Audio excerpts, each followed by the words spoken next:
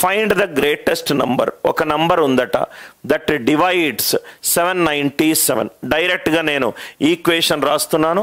797ని 799ని ఒక నంబర్ తోటి డివైడ్ చేస్తే రిమైండర్ ఎంత వచ్చింది? 16. So nx plus 16 equivalent to 797.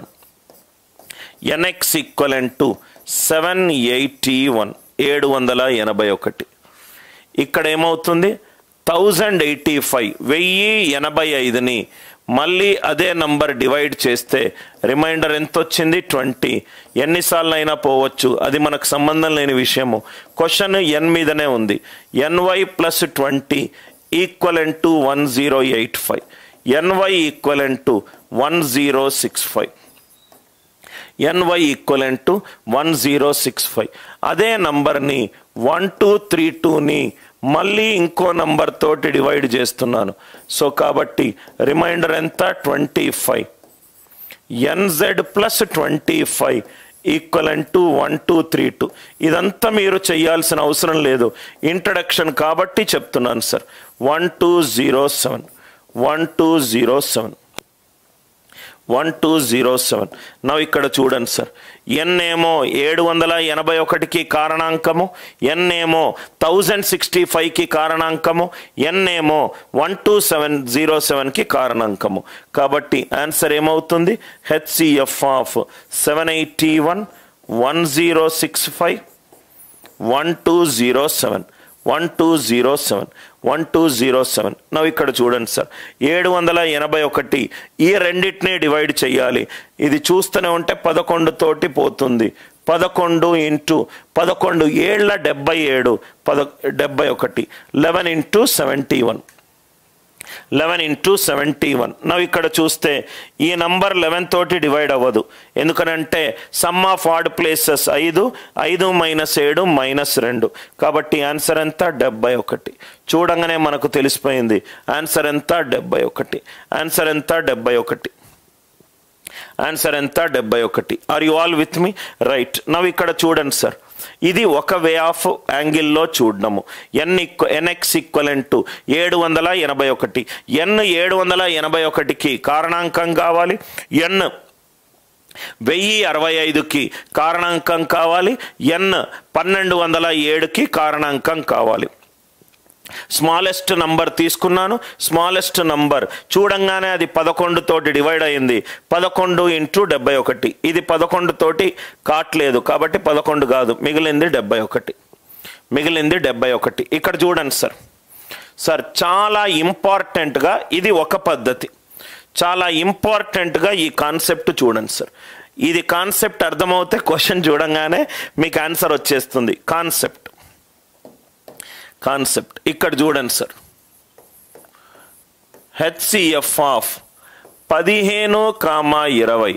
HCF of 15,20 it is 5.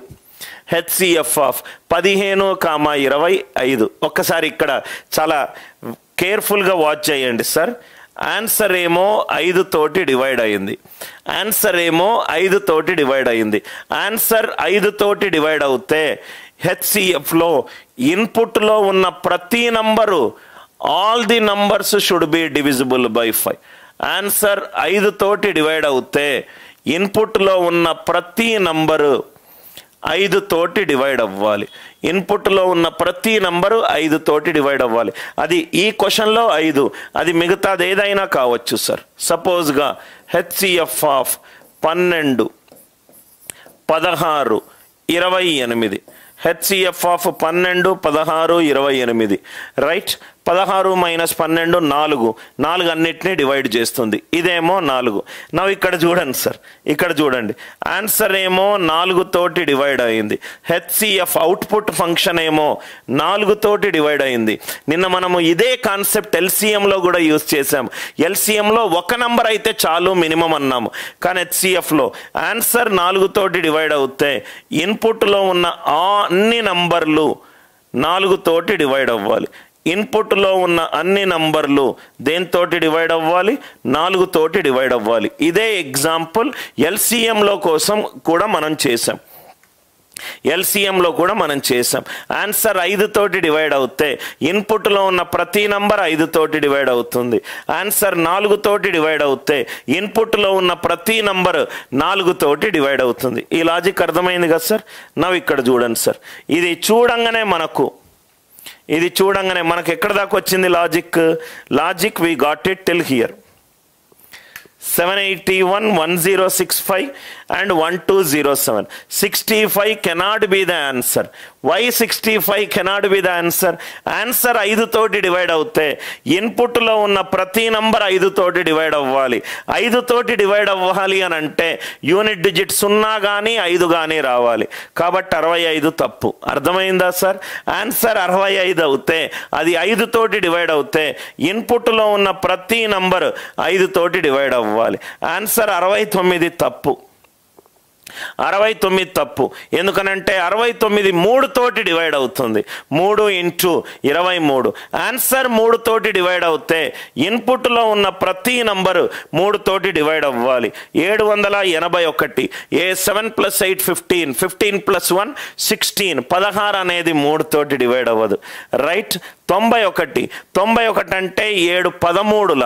Answer ఏమో 7 తోటి డివైడ్ అవుతే ఇన్పుట్లో ఉన్న ప్రతి నంబరు 7 తోటి డివైడ్ అవ్వాలి.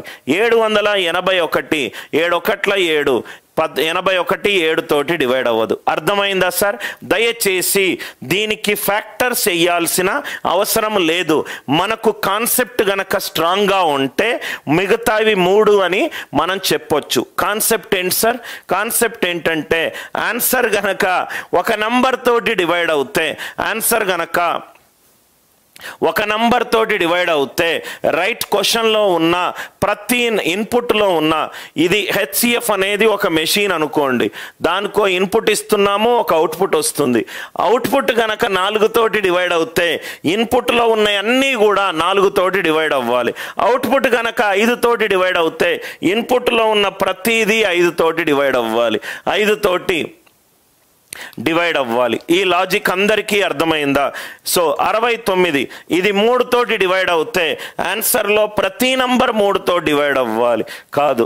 65 ఆన్సర్ 5 తోటి డివైడ్ అవుతే ఇన్పుట్లో ప్రతి నంబర్ 5 తోటి డివైడ్ అవ్వాలి. 91 7 × 13 ఆన్సర్ ప్రతి ఒక్కటి 7 తో డివైడ్ అవ్వాలి. ఇవన్నీ చాలా చిన్న లాజిక్లు. మనము టెక్స్ట్ బుక్ లాగా చదవము. అంటే ఏంటంటే టకాటక్ ప్రాబ్లంలే చెయ్యాలి. ఆ ప్రాబ్లం యొక్క రూట్ కాజ్ ఫండమెంటల్ అనాలిసిస్ చెయ్యము అండ్ ప్రాబ్లంలు సాల్వ్ చేసుకుంటూ వెళ్తాము. అలానే అలవాటు అయిపోతాము. చాలా డీపర్ కాన్సెప్ట్స్ ఉన్నాయి సార్. అందరూ దయచేసి రిప్లై చేయండి. నేను ఇప్పుడు చెప్పిన కాన్సెప్ట్ అర్థమైందా లేదా? After a concept is discussed reply with yes if it is clear, reply with a doubt in case if it is not clear. Right. Syed, దయచేసి నేను సబ్జెక్ట్ చెప్పేటప్పుడు మిగతావేవి డిస్కస్ చేయను. రైట్. నీకు ఆ డిస్క్రిప్షన్లో ఉన్న నంబర్ మీద వాట్సాప్ చేస్తే నేను కానీ మా టీం కానీ ఫ్రీగా ఉన్నప్పుడు మనం డిస్కస్ చేద్దాం. క్లాసులో హెచ్సిఎఫ్ తప్పించి మిగతా ఏది కూడా నేను ఎంటర్టైన్ చెయ్యను. Right. Everybody, I hope the logic is clear.